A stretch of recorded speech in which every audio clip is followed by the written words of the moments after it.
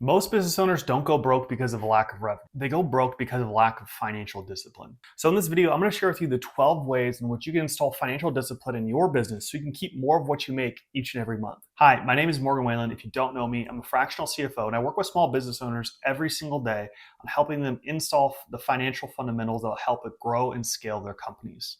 So the first thing that we want to look at is operating at the speed of your cash. You have revenue, you have profit, and then you have cash. Those three things can be wildly different and it can vary month to month. Cash is the pulse of your business. If you don't know what's coming in, what's going out, how much cash is in the bank every single day, you're going to be putting yourself in situations where you don't know if you can afford it, or you're going to have overdrafts, or you're going to have things that just tie you up from being able to grow your business as fast as you would like. So you always want to operate at the speed of the cash and not take on debt or other forms of financing in order to grow your company. So your cash realistically should be what helps you drive decision making. Can we hire someone? Well, let's look at our cash. How are we doing? Can we take on this project? Well, let's look at our cash. Let's see how we're doing. Can we open up a new location? You get the idea. But the faster you can look and get a rhythm of, okay, this is the cash coming in, the cash coming out, the better you're ultimately going to be in business. And not only that, you want to have a reserve. So I mentioned you don't want to be borrowing to run your business. You don't want to be borrowing on credit cards or line of credits, those things. But you do want to have cash reserves, which means that if you do run onto tough times, or if you do want to take on something that may cost a little bit more, you have the money there. So if you store up in the times when you're like looking for opportunities, once that opportunity arises, you can then deploy that cash and make more money rather than trying to pull cash from other people or banks or lenders in order to fund your growth. So the second thing you want to do in your business is set a profit floor. So profit is revenue minus expenses equals profit. Okay? That's the basic math equation there. Now, a profit floor just means what percent of our profits should we be getting each and every month, and we shouldn't be dropping below. For some businesses, this could be 5%. For others, it could be 10. You get the idea. So let's just say you have a profit floor of 15%. So ideally what happens is this is your floor, the 15%. So your profit's going to fluctuate each and every month. Sometimes it's a little bit higher, sometimes it's a little bit lower. Sometimes people delay paying you 1 month, then you get more payments the next month. It's really just how the calendar falls, weekends, holidays. Okay, I get it. But the idea is consistently, we want to be a 15% profit each and every month. Now, if you're doing this and you're like, yeah, I'm kind of waving, but for the most part, I'm about 15% or higher. Well, that's great. That means you're at your floor, which means you don't want to drop below that. You don't want to go down to 10%, 5%, or 0. So that means you're in a hold pattern if you're right at 15% in your business, and you're waiting till you get to about 20% before you can then spend. So if you then come up here, you start getting more efficient, you start getting better return on your investment. Now you're up at 20%. Then you could say, okay, we hit 20. Let's go ahead and spend down some of this profit. So let's spend more on ads, or let's bring on more team members. Let's do more marketing. Let's give out bonuses. That's where those things come into play, because now you have the profitability, i.e. then that flows through to cash, to then make more growth-oriented decisions in your business. You have the flexibility. So if you're just sitting at your target profit, that's fine. Just stay there and maintain and say, how can we become more efficient? How can we get better at bringing in more dollars and it costing us less dollars to do that? And once you're able to figure that out and you can get up to 20% in this example, then you can start spending down some of your profits into those things you wanted to invest in or you've been holding off up until this point. So figure out your profit floor. Don't go below it. Try to figure out ways to get above it, and then use your profits as an indicator to then spend for growth rather than when you feel like it because of demand. Okay, so number 3. Hey, and if you're looking for specific tactical things you can do in your business to increase your profits, I've recently created the Profit Finder tool, which when you put in your information, will go in or take our years of experience, combine it to your numbers, and give you a personalized report that will tell you exactly what you can do to increase the profit of your business. And if that at all sounds interesting to you, go ahead and click the link below in the description, put in your information, and get your free Profit Finder report today. And we started talking about this already, but it's stay out of debt.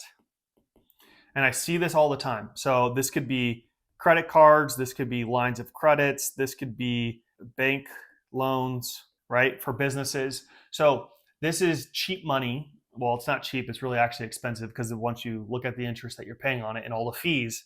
But you want to get out of this as quick as you can. So going back to our example, one, we want to get profitable. And then before you spend on growth, if you are getting back to that profitability, the next thing I would do is pay down all of your debt. Why? Because I've seen this. I look at P&Ls every day of small business owners, and sometimes you see anywhere between like a few $1,000s to like 10, 20, 30, 40 grand a year are just going out in interest payments, okay? That's money you could be saving in the bank or reinvesting into your company that you're giving back to pay banks and credit card companies and all these other things. So we want to get rid of that as fast as we can. Here's 2 tactical things you could do to help with paying down your loan. The first thing that you can do is you can get an SBA loan. And so what that does is it spreads it out over 10 years. And so instead of having to pay a credit card, which is kind of like this revolving debt cycle, you can then ask for an SBA loan, spread those payments out over 10 years, and have a lot more breathing room month to month. So that's option 1, which is debt consolidation. Option 2, open a new credit card. A new credit card usually has an introductory offer for 12 to 18 months of interest-free payments. What you need to do is open a new credit card, start changing your billing to the new credit card, and then all the money's now flowing on that new credit card. Then you can pay off your old one, and now the balance is sitting on this new one that's interest-free for 12 to 18 months. That's going to save you thousands and tens of thousands of dollars depending on how much you have. So those are 2 ways you can do it, but eventually you want to have the profits there to then pay down those debts. You don't want to have any debt on your balance sheet as a rule of thumb. Now, there is one caveat. Of course, there's always exceptions to rules. If you were to take out a loan, let's call it $100,000 for business loans, they're actually really expensive. So let's say in total, you took out 100, but it really cost you $150,000 and you had to pay it back over 18 months.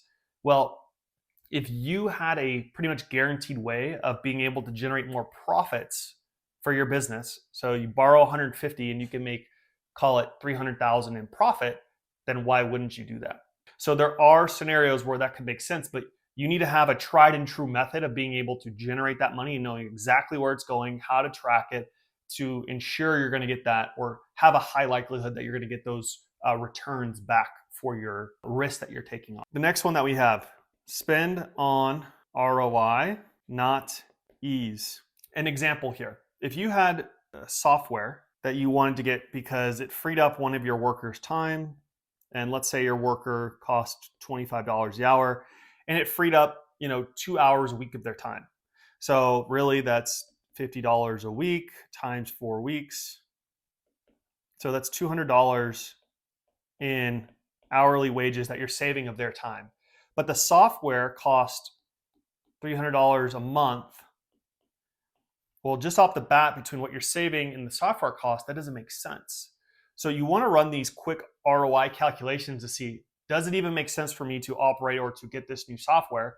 And then if you're like, well, this person, with their freed up time can then go see more clients. So that's, 8 hours that they have now to go see more clients.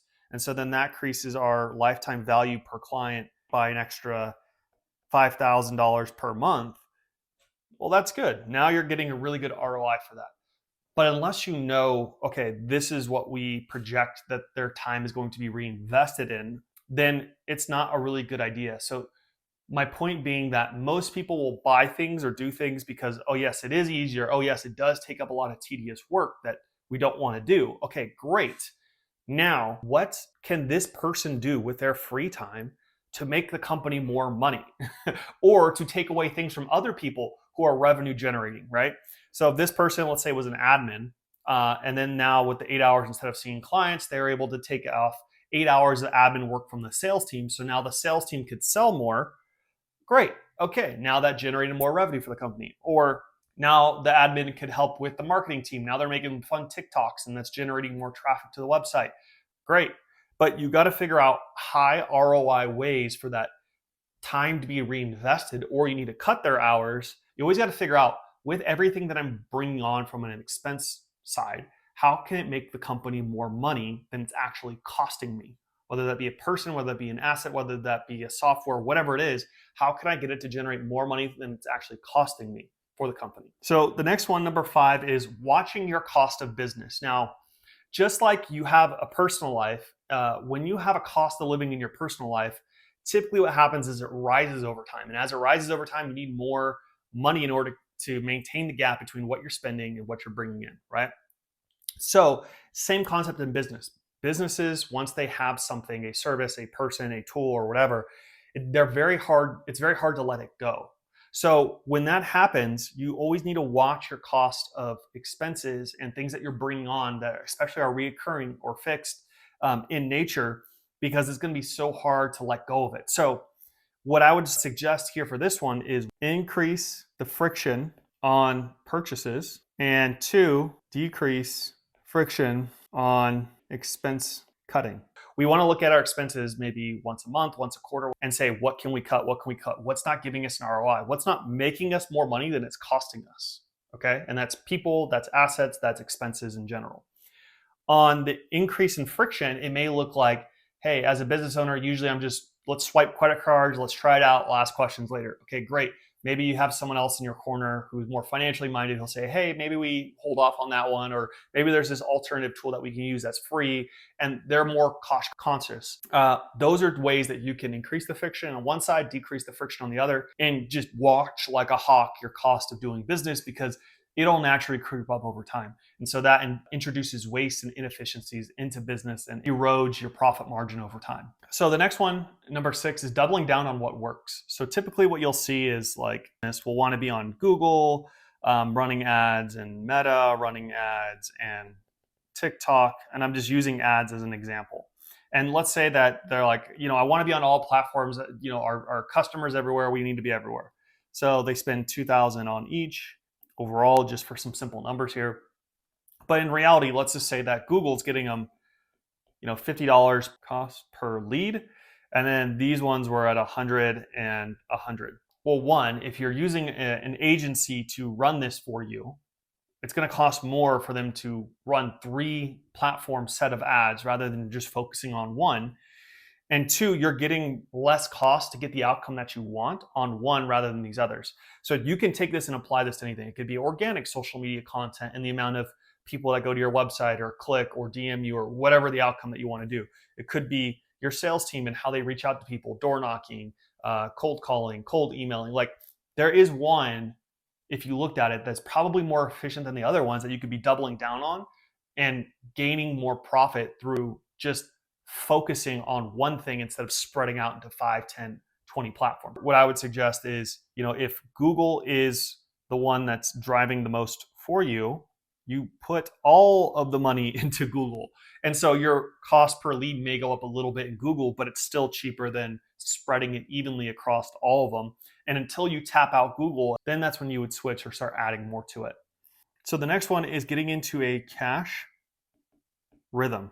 And so a cash rhythm, this could be a daily, weekly, bi-weekly, I would probably suggest weekly here, is just knowing, okay, what is my cash? So let's just say you're going to do it daily. Start of day, cash. What are my inflows for the day? What are my outflows? And what is my ending balance? And then you would look out and say, okay, what is the rest of my week projected to look like, right? Let's say you did that on Monday, and now you want to know what the rest of your week is. Again, the most important thing is your cash. You can't pay anyone unless you have cash. You can't invest unless you have cash. You can't grow your company unless you have cash. This is literally, if you think of Maslow's hierarchy of needs, cash is the basic need for a business to run. You're not going to get people to show up. You're not going to be able to get vendors paid. You're not going to be able to get paid yourself. Like, there's a lot of things that are just reliant on cash to be able to come in, come out. So if you're looking at it on a daily basis, you would look at start of day, end of day, inflows, outflows. And then, if you want to go one step further, you can see like what's in the pipeline as far as what do we expect this week to come in from our billings, our accounts receivable, our invoices, those things. And the important thing here is that you just want to keep a pulse on your cash, because once you start seeing what's coming in, what's going to going out as a business owner, then you're like, okay, why are we spending this here? What's going on? Let's investigate that. Like, when you put more awareness onto this, like where your cash is going, you're going to get way more efficient at what's being spent, where, and why. And so if you're a small business owner, you should know exactly where every single dollar is being spent. As you grow your company, it's going to be harder to do that, right? Because you're going to have department leads, and those department leads are going to be in charge of the finances for their department. But when you're small, you definitely can have eyes across all the functions of the business and where exactly every dollar is being spent. And again, is it being utilized to generate money for the company, or is it just a wasteful expense? All right, the next one that we have, owner's pay. And so I'm going to speak about this as if you are a S corp or an LLC taxed as an S corp, because this is where there's two different ways in which you get paid. One is through your payroll, and then the other one's through distribution. So when you're thinking about how much to pay yourself, because it is required by the IRS to pay yourself a reasonable salary, typically what most people suggest is, okay, what would be the cost to replace you? Well, that's kind of hard when you're in the beginning of being a business owner because you're wearing 12 hats. But if you do a quick Google search in the US, it's generally between $83,000 and $126,000. If you're not there yet in your business, obviously just pay yourself what you can, and then you want to get up to this range. Now, the other thing to keep in mind is, what is your cost of living? So, do you have a lot of debt? Do you have a large family? What are your costs? Are you the primary breadwinner? Because you want to have two different payments that you're getting, right? One is the salary, and that should cover your cost of living. The distribution, which is what you get as the shareholder or as the owner of the company, is what you want to think of more as like your cherry on top. And so if you're not getting profits, you can't take distributions. So the first things first is you want to set payments to yourself like you would a regular employee based on the work that you're doing. And again, generally, this is the range, if you Google search it, that you're going to be at. You can obviously go a little bit lower and a little bit higher, and no one's probably going to flag you for it. So again, I would usually recommend just getting it up to your standard of living. Once you have your cost of living or standard living paid for, then the distributions are a cherry on top if you hit your goals. And so then you can set performance goals in your company of like, hey, well, if we at least maintain our profit floor, then I'm going to take a distribution of 10% of the profits because I'm the owner, right? You could set those rules up for yourself later once you have the cash, right? There's a lot of freedom. There's a lot of flexibility that comes when you have the cash, when you have the profits coming in, and they're set up in the right order, in the right way. You have no debt. All those things are set up in place. So the next one is number 9. And so you want to understand how each team member generates revenue. Now, this is way easier if you are thinking about a sales position, a marketing position, or maybe someone who directly sees customers, right? That's easy to see how they generate revenue for the company. Totally get it. The harder ones are your admin, your IT, HR, finance, like all the other supporting functions, right? And usually when you're starting a business, this is all you in the beginning. So let's just say, for example, this takes like 20 hours of your time. Well, you could hire someone part-time, and let's call them that they do $20 the hour to replace you in doing these tasks, right? So then you can focus on other things. So for a month, it's going to be somewhere between like 16 to 1800 to hire this person. So then for you, you'd have to then say, okay, with those 20 hours, can I generate more than $1,600 to $1,800? So you would have to then say, can I, sell more? Can I do more marketing? Can I see more clients? If it doesn't free up your time and you're able to now generate the $1,600 to $1,800 right now, right? Not like, well, I have the potential. No. Right now, I know if I switched my time over to these tasks, I can generate more money for the company than it would cost me for someone to come in and fill my tasks. Then that's when it's a smart move to do it. If you are freeing up your time and you don't know what you're going to do with it, or you haven't figured out a way yet to generate more revenue and more profits for the company that can then offset those new costs that you're taking on with this person, then it does not make sense at this point to bring on that person, right? Because you haven't figured it out yet. So if you find yourself in that position where you're like, I don't know how I would spend the 20 hours, I haven't figured that out. Essentially, what you probably have done is this is your 40 hours, and that's your normal work week. What you need to do is you need to be doing time and a half. So you need to be taking another 20 hours on for your time to figure out, how can I generate more money for the company? And then once you figure that out, then you can either erase that time and you can just spend 40 hours to do it and you hire someone else on and that 20 hours is gone. So you go back from 60 to 40. Or then you take the new 20 hours that you get that's not from admin, and then now you invest that time, a total of 40 hours over here, into that new activity that you figured out how to generate more money for the company. You got to figure out, how can I make my time worth more, and then replace my cheaper time with cheaper labor. That's how it works. So no matter what position you are in your company, okay, if our sales team members are spending 10 hours a month on admin work, can we bring on a sales admin and then now they can just sell more, right? And that selling more turns into more revenue, which translates into more profit at the end of the day. You get the idea, but that's what you want to look for. So I talked about this one already, but essentially you want to hire when you have demand, not when you think you just need the help to make your life easier. So unless you can directly, again, translate the dollars that you're generating to say, if I knew if I freed up my time, I can guarantee I can generate more money for the company, I wouldn't do that in the beginning, right? Or if you didn't know when you have teams that I can hire this person on and it'll take off this many hours from these other team members so they can now generate more money for the revenue. If you don't know for certain that that could happen, then you wouldn't want to do it. Okay, and that's more for the supporting roles. So that's number 10, which is hire only when you have demand. And so you're like, well, more ones if I get the demand and then it takes 2 months to train someone up. Well, see if your team's willing to do overtime, or see if you're willing to do a little bit of overtime. That's how it would work.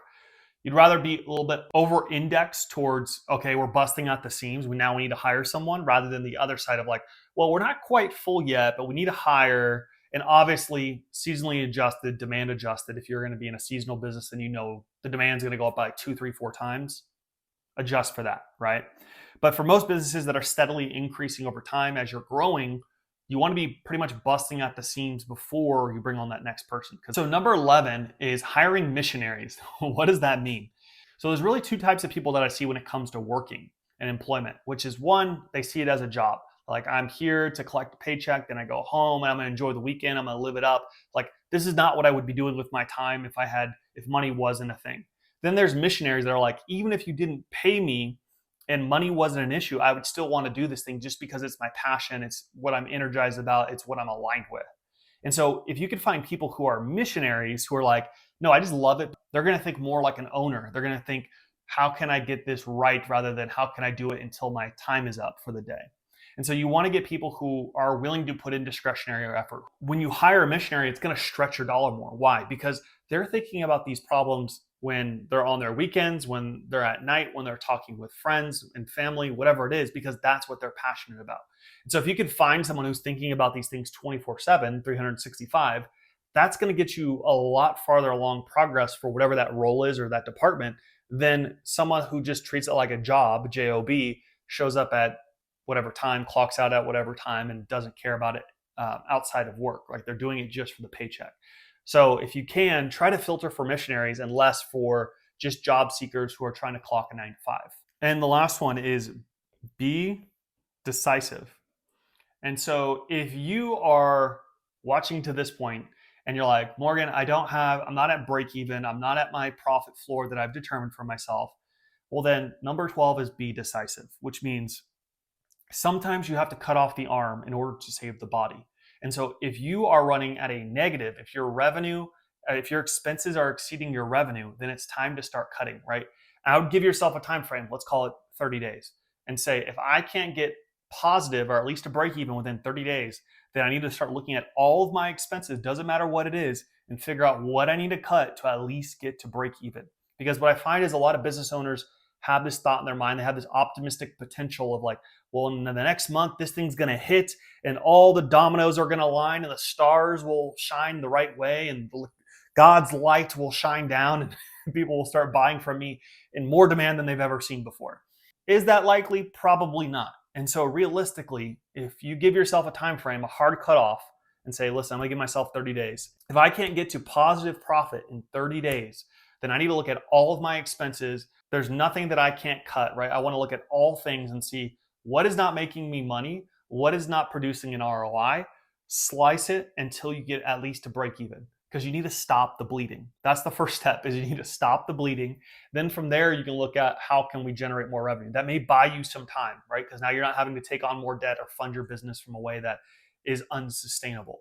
So be decisive. Sometimes you got to cut off the arm to save the body. But at the end of the day, that's what you need to do. You need to prune the tree sometimes in order for it to grow to that next layer. So that's all for this one. If you enjoyed the content, make sure you leave a comment if you have any questions, and I'll catch you on the next one.